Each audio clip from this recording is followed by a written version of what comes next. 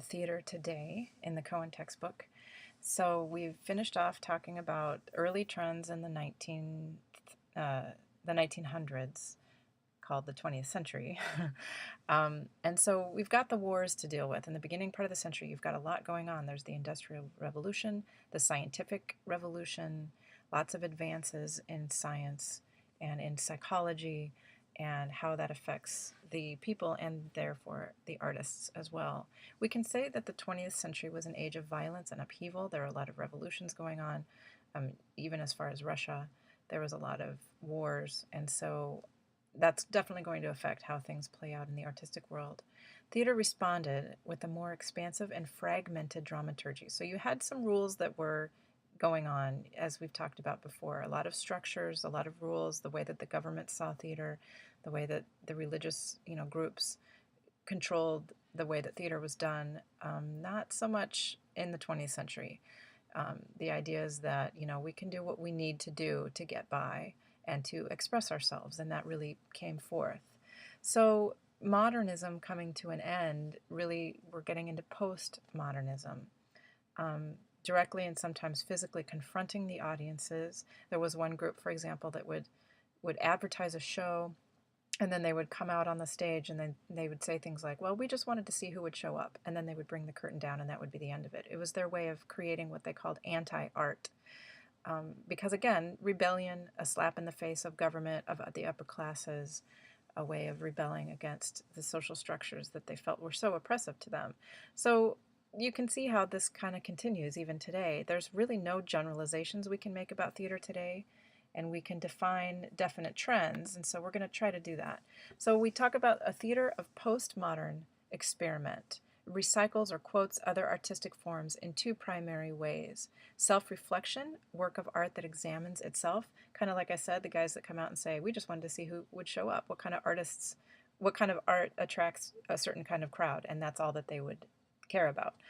Reflection of the past, refashioning extant movements in a new context. So taking some Shakespeare plays and trying to reinvent them, or taking ancient Greek plays, or taking medieval plays and trying to reinvent them with new trends.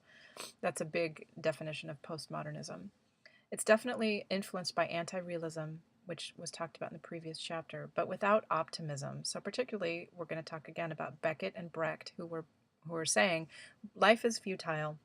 Our plays are going to end without a catharsis. They're going to end without resolution. And some plays, for example, were, the play would start over at the end of the play. And then the curtain would come down, and that was the point, is that we're just going in circles as human beings, is kind of what they wanted to say.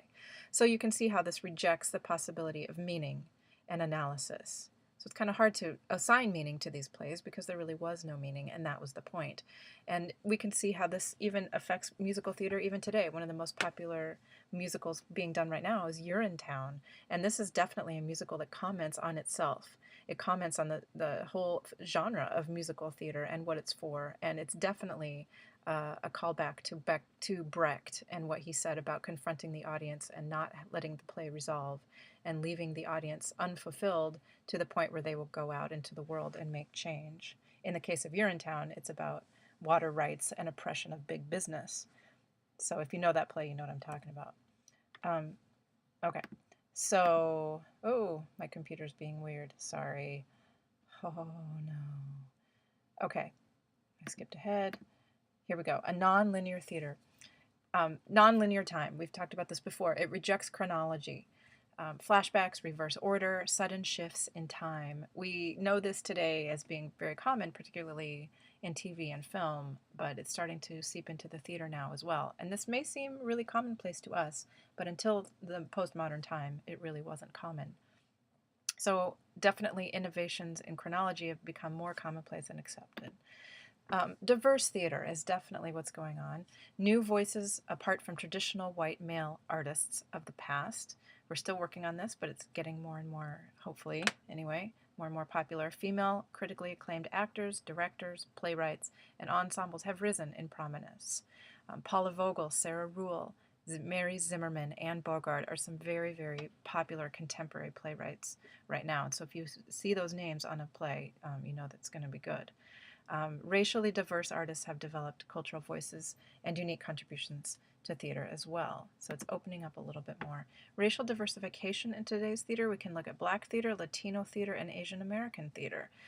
In Black theater, certainly post-war America saw a rise of Black voices. Amiri Baraka, Negro Ensemble Company are two big names.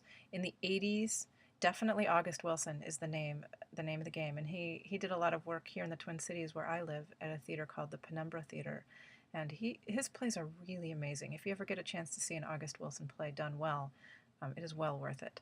Recently, Susan Laurie Parks, Lynn Nottage explored Black psyche with formal innovations.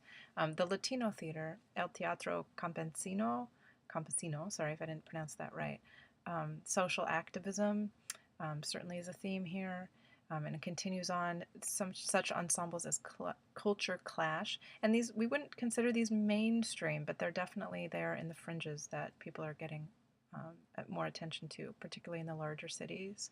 The Borderlands Theater is another company that produces theater in Spanish and English for local multiracial communities, and Asian American theater as well. David Henry Wang's M. Butterfly is a very, very popular play that really examines what goes on when you have cultures trying to intermingle.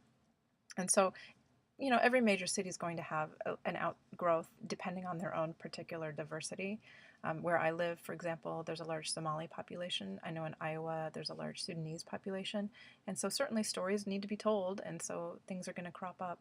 So look in your area for that and see what's going on in terms of diversity. So certainly a global theater here is becoming more into the public awareness. Global exchange originally sparked by the Industrial Revolution. There's that era again. For example, the Moscow Art Theater, you recall the name of Chekhov. He certainly started touring around more and bringing more ideas, and the idea of sharing internationally became a lot more accepted in the 20th century. Macaronic theaters utilize multiple languages, demonstrates both hindrances and possibilities of increased communication. So again, whatever's happening socially is going to be reflected in the theater. It's just inevitable. So if we look at really recent changes in the theater, certainly there's an increase of issues of sexual preference as that comes into the cultural discourse of our society a little bit more.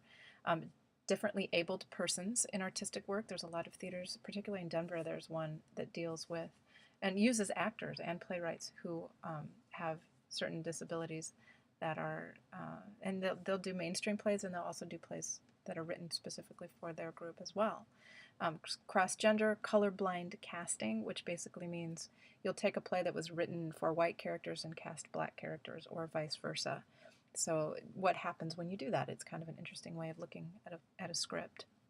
New types of spectacular effects certainly are coming into play as technology increases in the theater, not only in terms of technology, but also emphasizing the visual over the narrative. So bringing in more visual artistic ideas and using projections and using sculpture and using color in different ways is certainly something that continues to happen a lot. And then verbatim, one of your discussions for this week talks about verbatim theater. Let's take what's going on in society and put it into a script. So they actually take texts from court records, for example, or interviews that have happened, and they actually make dialogue out of it and make dialogue surrounding it. So your textbook talks a lot more about that. It's really interesting. We can talk about a dangerous theater. Shocking effects included nudity and profanity. You remember that, I guess we haven't talked about this a lot, but certain plays have been banned throughout time. A Doll's House, for example, was banned in the early 1900s because it dealt with divorce.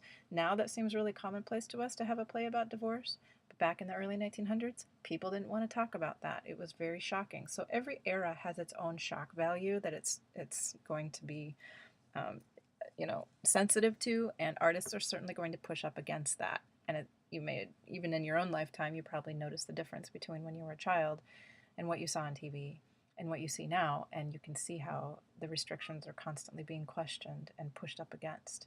So same thing in live theater. It's more open to taking risks.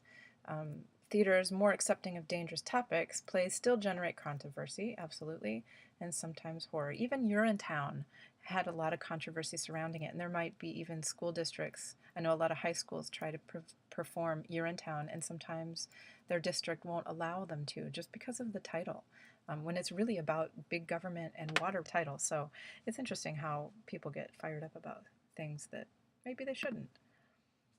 So when we look at the 21st century, which we're in now, we have a theater of community. We're definitely trying to figure out what are the stories of our community that need to be told and how are we going to tell them.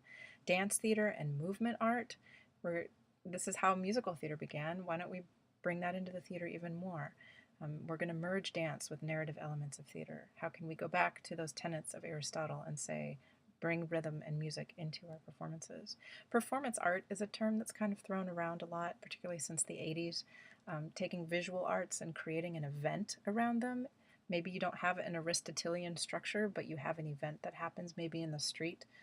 Somebody starts doing a drum circle, and then a story comes out of it, and they don't particularly have the pre-play activities that you would have in a theater. The video that I put in one of the weeks about the people that went into a grocery store and just started doing a musical. You see stuff like this all the time on the internet, and that's kind of what we're talking about. And solo performance gained a lot of tread in the 80s and onward, when one performer will get up and do a series of monologues that tell a story. Sometimes it's autobiographical, sometimes it's a historical person that they're representing, but that's definitely something that has emerged. And it's also popular because it's cheap to produce. You're only paying one actor, so think about it that way. So when we talk about theater makers today, here's some really big names: Peter Brook, Robert Wilson, Julie Taymor. You might have heard of them. Peter Brook certainly pushes the boundaries, experimental stagings. He likes to fly people around the stage a lot. Robert Wilson, extremely visual productions, rigorous experimentation of time and space. You may have heard of, he works a lot with Philip Glass, if you're familiar with Philip Glass's music. Those two collaborate a lot, so you get a sense of what that might look like visually.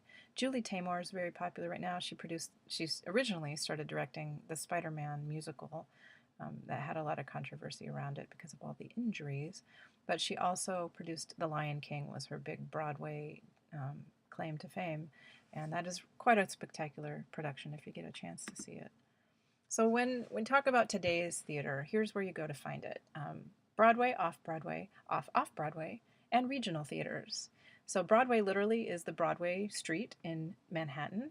Off-Broadway would be a couple blocks away. Off-Broadway would be even farther away, maybe down in Soho or in the Village or someplace like that. So that's literally what we're talking about. And then regional theaters around the country, there's some really big names. There's some, the American Repertory Theater, the Guthrie Theater, theaters like this. Your book talks about several of them. There's also academic, community stages, Shakespeare festivals, and summer theaters. This pretty much will encompass anything that you see in your list of shows to choose from.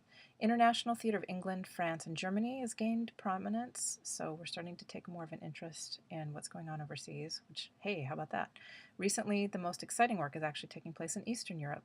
As you can imagine, since the 80s and 90s, a lot of restrictions have happened in Eastern Europe. A lot of lifting of restrictions has happened with the fall of communism happening a lot. And so artists are kind of coming up from underground and saying, we have freedom now to express ourselves. So we're really interested in what's happening with those kinds of stories.